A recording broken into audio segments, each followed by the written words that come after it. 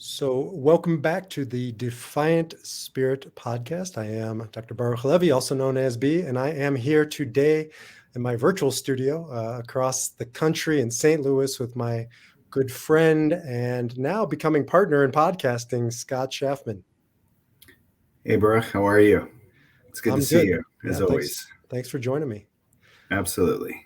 So I'm sure everybody remembers who Scott is, but Scott and I have been friends for over 30 years, which you can't say too often in life these days, right? I mean, everything's so No, transient.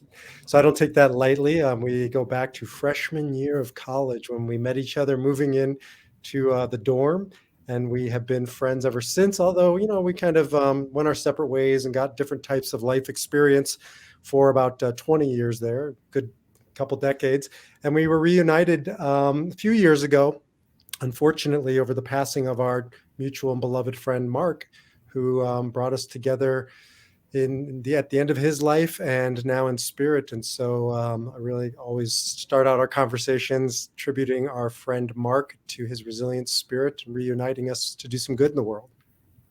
I think it's fascinating. I think it's so important to be able to, look at something like that where it's just such an unfortunate, you know, experience that, with him coming down with cancer and everything, and for us to be able to kind of take that experience into incorporating it into our lives and acknowledging that and recognizing that he is definitely still here with us. He's absolutely brought us back together, and you've been a true inspiration in my life over the last few years, um, and a lot of it's owed to Ermin.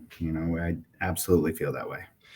So that's the nature of this podcast is, and the name of now my entire company, which is the Defiant Spirit. And it, originally was coined by a man named Viktor Frankl, who I quote every time Scott and I talk. Every time I talk, he's my mentor and really an inspiration for me. He survived the Holocaust and went on to live the defiant spirit, taught others how to live that defiant spirit. And when I think of our friend Mark, I think of a defiant spirit, and in many ways, that's what we're doing in our conversations. Scott and I have been in formal conversation, coaching and guiding one another. Frankly, it's been mutual guidance over the past couple of years to really learn how to summon that peace within us that will not be deterred, and bring it out in practical ways. How do you live it? And Scott, you and I talk a lot about that famous quote by Teddy Roosevelt called "The Arena."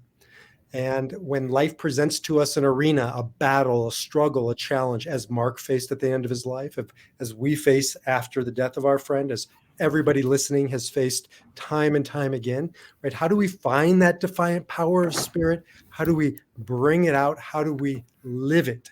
And I would say if I was going to boil down the last 2 or 3 years of our conversations, every single conversation revolves around this. Is that an overstatement?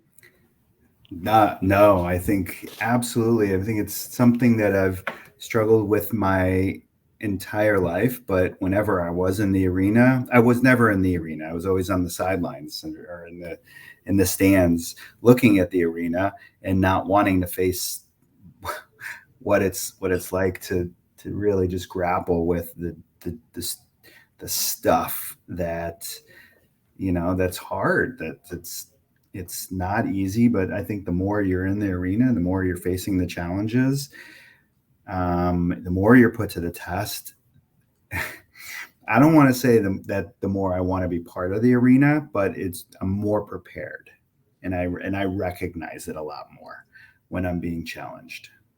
So, there's just let me read it. We didn't plan on this direction, but I'll read it, and then it'll be a great, probably a segue if we want to go in that direction of talking about authenticity at work, which is, what we originally set out to, but we just sort of followed the defiant spirit wherever it takes us. But here's that quote, just for anybody who hasn't heard it or wants to hear it again. So it's by Teddy Roosevelt, or at least it's attributed to him. And it says, the credit belongs to the man, the person who is actually in the arena, which is what Scott and I are talking about, whose face is marred by dust, sweat, and blood, who strives valiantly, who errs, comes up short again and again, because there's no effort without error and shortcomings, but who does actually strive to do the deed, who knows the great enthusiasm, the great devotion, who spends him or herself in a worthy cause, who at the best knows in the end the triumph of high achievement, and who at worst, if he fails, at least he fails while daring greatly, so that his place shall never be with those cold and timid souls who know neither victory nor defeat. It's just so good. And it's kind of one of those quotes where you have to read it over and over and over again, and it means more to me today than it did when I read it in the past, or when Brene Brown opened with her book Daring Greatly. Mhm. But it's not about getting in the arena and physically fighting somebody till you can't get up anymore. I mean, it is more of an emotional battle, and maybe it's the unconscious and the conscious trying to battle with each other. But it's being able to really be in a place where you can be able to respond and not react, and you're in a place where you can just have to sit with it and really process in order for you to be able to just come from a place of authenticity. We can incorporate both pieces. That authenticity piece is just so it speaks to me, because I think I lived a lot of my life where I was reacting and I wasn't responding. And so I'm just trying to just be more consistent with that, and that's a big struggle. So the arena it's given us language to frame our conversations around, like you said, it's not about a physical arena. And as you grow older, it becomes, I think, less and less about the physical and more about the inner, emotional, spiritual, whatever you want to call it. Living that battle. And usually, in my experience, at least my own personal journey, it's about me battling me, right? Mm, Rarely is it really me battling my, the business or the external environment. It's Baruch battling me, that the shadow, the struggle, those pieces that want to put me into the closet. We're talking about mhm. authenticity, kind of like here's who I am, but there's always a piece of me that's trying to shove me back into that small place in my life that's not the arena, and that it tells me, like, don't go into the arena, it's too big, it's too scary, you're not worthy. And so this inner battle, right, is the arena. It is 100%. It is a battle within yourself. Yeah. And when I lived 48 years of my life of being in this like unconscious place and not being present and not listening and not being, truthful to really who I am. And now getting a taste for it over the last few years just makes me want it more. And you want it, and you just, and my biggest thing is, and what I try so hard is just showing up every time I go home, showing up for my wife and my kids. Every time I leave the house, showing up for what happens to me throughout the day, the people that I encounter, the people that I talk to. It's just being able to be there, to be present, and to listen, to see the other person. Something that's so important. It's one of the reasons, of the many reasons, why I like bringing you onto the Defiant Spirit more and more now as a regular contributor and partner in this, because my work has shifted from kind of a purely individual therapeutic counseling practice to more of an executive coaching, working with people in business settings. I'm very passionate about that because I see so many people in general, men in particular, who compartmentalize their lives. And they may do this work off to the side or, at places in their life, but they don't necessarily bring it to their work. Hmm. And where I'm more and more attracted to are the people, the business owners, the CEOs, the, professionals, whatever, who basically say what you said in a previous podcast of ours. I want to have an open floor plan in Hmm. my home, and I want to have an open floor plan in my life. Take down those walls that really separate me artificially from the people around me, and just be all in, be wholehearted, be out. This is who I am. This is why I'm here. And so I think that that's really been a major shift for you over these past couple of years, as you described. 100%. And I think one of my, I would say one of my superpowers is being vulnerable, but I didn't realize that until recently. And now that I realize it, it's becoming more part of my life. When I say being vulnerable, really just trying to being more vulnerable for who the person that I am, right? And acknowledging that, yes, I'm emotional, I'm sensitive, I care, I'm empathetic, and being more vulnerable. And that means that, yeah, I mean, I'm there, I may be hurt, I may be upset over certain things, but I think for so long, I fought that. I fought that battle within myself, and it's just and now it's like being vulnerable and showing up every day, and not knowing, what's not knowing what's going to happen, but just being all in on who you are. And it's a more honest life, and that's something that I don't think I had demons, and I lived lies, and I tried protecting those lies, and I'm sure a lot of people felt that way too. And I don't want to do that anymore. I don't want to have to protect my the things that I did that were wrong. So, our work began more on a personal nature, like almost everybody I work with, at least up to a period of time, where it was about, your personal life, your relationship with your wife and your girls and your family and your friends and your community. And it shifted into business, into profession. And I Hmm. watched this natural progression, because I call it expanding the circle, as I've shared with you many times. You can't just expand in one direction and maintain a circle. Like, if it's going to be a circle, you move in this direction, it's going to move in the opposite direction. And so I think a lot of guys in particular start in their personal life. And then if they're really all in, as you say, if they want to be wholehearted, you can't stop there. You can't then be a great husband and a great father, and a great son, and all these things that you're striving, and then be a schmuck at work, Right. right? Yeah. That's not integrity. Correct. I mean, you're right. That's two different personalities, and I think it's so important to bring your whole self to your career as well, because I mean, these are the people this is like my extended family. Like, I've become closer to my coworkers ever since I've kind of started revealing, becoming more vulnerable too, because it's hmm, that vulnerability just leads to deeper conversations, deeper connections. It's not just about work. It's about developing a stronger relationship with the people that you're with, and I think that's important. So I don't think I've ever shared this with you. It's pretty heavy, but it's relevant. My dad, as you know, took his life coming up on 16 or 17 years ago.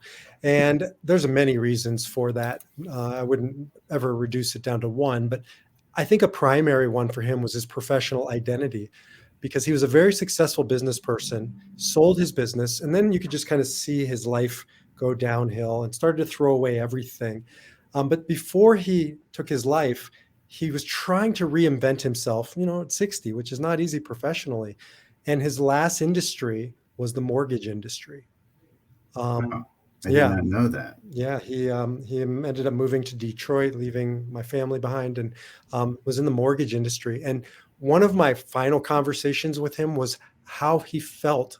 This is like, I got the chills. I don't know how I've Wow, never talked to you about this. how have you not brought this I up? don't know. And for anybody who's listening, Scott's in the mortgage industry, and and this is relevant on many levels for whatever industry you're in. But he felt, especially in that industry, he felt a compartmentalization Mhm. right? He couldn't be Shelley. This was who he had become. And he became a very spiritual kind of a seeker, but then he would go to work and he would have to turn that piece off. Hmm. And I just could see it taking its toll on him.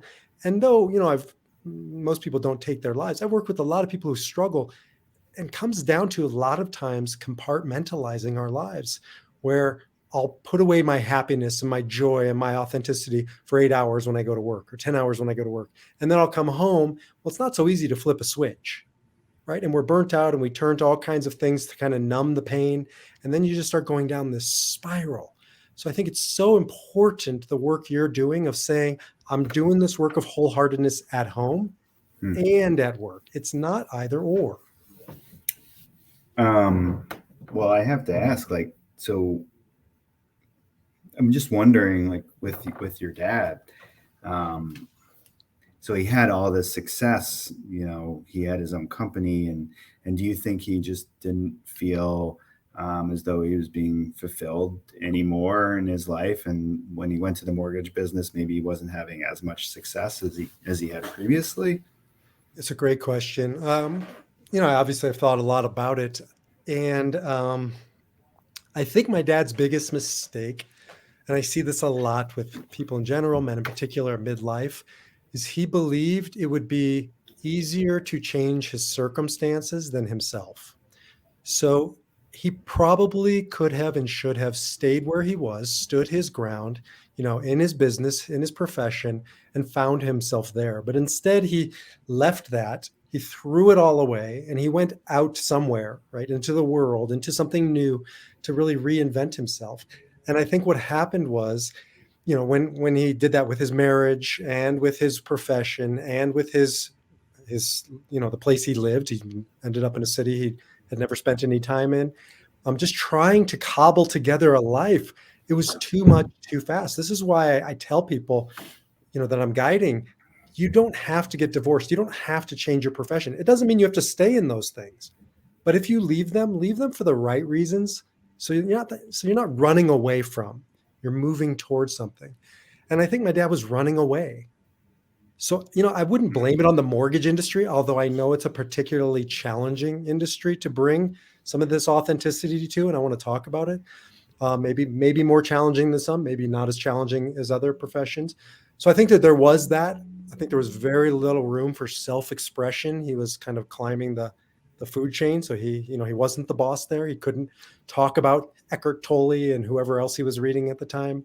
Um, so there was some of that, but I think a lot of it just came down to he was running away. Hmm.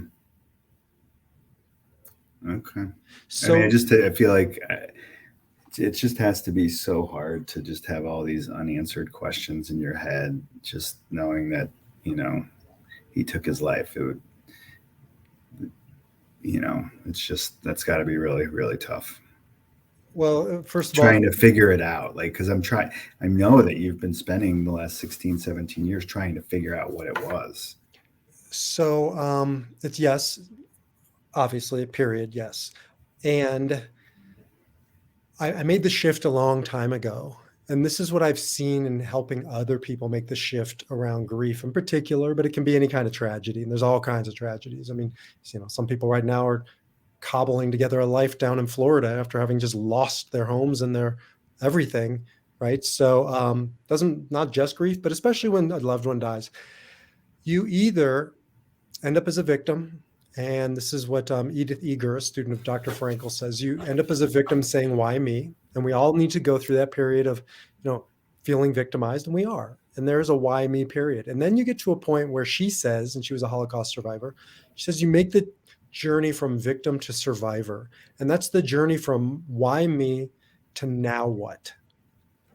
And Okay. that's when I got to now what, is I took back my power. And I started working with people. I started working with men in particular around my dad's age, younger, somewhere between 40 and 65 is usually where I end up with people, to help them not go down that path. And so, as hard as it's also been incredibly meaningful because I can feel my father kind of behind me Mm. championing this cause, as almost as if we're redeeming his destruction, his darkness. And so like look at our work together. Yes, it's tragic. Our friend Mark is not physically here. And yes, we would trade it all in to have him back, but that's not the choice. Either he dies and it's meaningless, or he dies and it's meaningful. And I believe our brother Mark is with us going, yes, We're making it meaningful. Yeah, make it meaningful. make it meaningful. Well, I mean, that's it's nice to hear. It's I didn't know that. So So why, I guess coming back a little bit, what would you say is uniquely challenging, if there is anything, about your particular business? Will you tell us just a little bit about what you do? sure, I'm in the mortgage business. I've been in the mortgage business for 20 years. So I'm a loan officer. So basically, my job is to originate loans and you know really just work with either my referral partners, whether they're real estate agents or you know financial advisors. A lot of my past clients. So all my business is referral generated. And basically, the challenge, I'm not going to really go into the current environment as much as just the biggest challenge is just trying to, um, especially with me now, just trying to present options that I feel are create one clear as much clarity as I possibly can, because I want to be able to make sure that my clients are completely educated on all of their options. And so I bring my values, my commitment, my integrity, and my gratitude. Okay, I'm bringing that to my business, and the commitment and the integrity really come into play when I am, trying to, one, develop the relationships with the clients, but also just trying to make sure that, they're being put in the right product, the right loan, the right terms, right down payment, that it meets their budget, so they're not overextending themselves, they're going to live comfortably, just trying to make sure that, that's one thing. And then obviously, having this clarity, the integrity piece, in the mortgage business, really it's not there, unfortunately, because there's just so many deceptions in our industry. You go online and you can see interest rates that are being offered in the fours, and they're like that's just not true unless you're really buying, spending a lot of money to, pay to buy the rate down. And there's just a lot of deception. There's just a lot of things that unfortunately our industry doesn't get the best rap. So what I'm trying to do is just to turn it around, like trying to create that clarity and really just provide as many answers as I possibly can, so my clients can understand. So, one thing I heard many really important things that you just shared. One thing, though, I heard is there's a connection between authenticity or integrity or, whatever you want to call it, and complexity or simplicity. Because sometimes when things become complicated, right, you start losing authenticity. And if you look at the Mhm. professions that have a bad rap, oftentimes they're ones that the layperson like me, your average Joe, doesn't understand. Hmm. Same with like how it used to be with buying cars. Now it's all changed because we could talk about that. It's a much more transparent process. It's how it is, I think, with the legal profession. Right? You really get lost, Mhm. taxes and mortgages, and so I look at all these papers in front of me before I sign, and Mhm. so I just end up saying, "Take my power, Scott," Mhm. because I have to trust the person across from me. So I think that there's a direct connection between authenticity and complexity or simplicity. Does that make sense? Yeah, absolutely. It's because you Um, said one of your goals is to make it simplify it or to make it Simple clarity. clarity is clarity. And then on top of that, like having it be like I need to, in order for me to really enjoy my job, like I need to get to know my clients. I need to have a deeper connection, it needs to be more of a purpose, and there needs to be more meaning behind it. So I'm trying to connect with my clients and my real estate agents a little deeper these days as well. And that's, sometimes can be a little challenging as well. So I guess, this isn't really a podcast on the mortgage industry, but I think it's interesting. A, everybody who's listening probably has or will have a mortgage at some point. And B, it's representative of lots of different professions. But um, I guess another challenge with your industry, or at least where you are positioned in the industry, is it's oftentimes a one and done relationship. And It's not the doctor. you're right. It's a struggle, because, and that's the biggest struggle I'm having right now. I think is knowing that, I just had a closing earlier today, and I've been working with this guy for a few months, and he's a firefighter. Like, I really got to know a little bit of his story and the challenges that he has, and I enjoy that. But now that the loan is closed, like, listen, I could still continue that relationship, but you know, forward. But for us to continue to talk as much as we have, there's no, it's not as purposeful. There's nothing for him to obtain to continue that, really, unless we became friends, which I'm all for. Well, I would just challenge you a little bit, knowing some of your clients, you really, and you're not incentivized to continue the relationship really. I mean, but you follow up, this is where my work as an Enneagram coach comes in. I'm just going to, Mm-hmm. share real quickly. Your type is type 2. Scott, for anybody listening, is an Enneagram type 2, the helper, and it's all about relationship. So it's, for you not to bring that to your work it's not even possible. But Yeah, you really go above and beyond to make those connections. I try, and I've noticed that I'm having like more deeper connections with some of the people at work too, because that's, I'm with them every day, I'm seeing them every day, so I really enjoy that aspect of it. Um, So, but you talk about the thread. Why don't you talk about the thread for a second? Because I think that that's really important. Like, you going, I don't know. I'm gonna let you can explain that a lot better. so I think what you're referencing is the soul thread or the true Yeah. thread, whatever you want to call it. Hmm. And this is something Scott and I have talked about. I think I've even done a podcast on it, where what I look for when I'm counseling, guiding, coaching, talking to somebody, to add value to their life, because I don't really come up with these great insights or anything new, no, so much as I kind of mirror back to a person their journey, their story, because it's like watching your child grow. You can't see it. You need others outside of you who are more removed to show us the growth. Oh, look how big they are. So the soul thread is this thread that's when somebody tells me about their childhood and they tell me about being a teenager. And in Scott's case, I knew him at the tail end of his teenage years, watched him, through 20s, 30s, 40s, now into the 50s. And I see this constant, this truth. It hasn't changed. Scott's, my physical appearance, definitely, mine certainly has. You still look good. My physical appearance changes, the circumstances change, but there's a piece of us that was true, that is true, that will be true. And I think when we're lost, when we're out of balance, when we're out of our integrity, really it's just about getting back to that thread of that truth that was just no different at 5 than 55. Is that the thread we're talking about? Just to be clear. Yes, Okay. and then in addition, like, how that just continues, like, throughout life, because, and that thread is you can look at it as just living this life of authenticity, and the more real and truthful and honest of a life that you're living, the thread is going to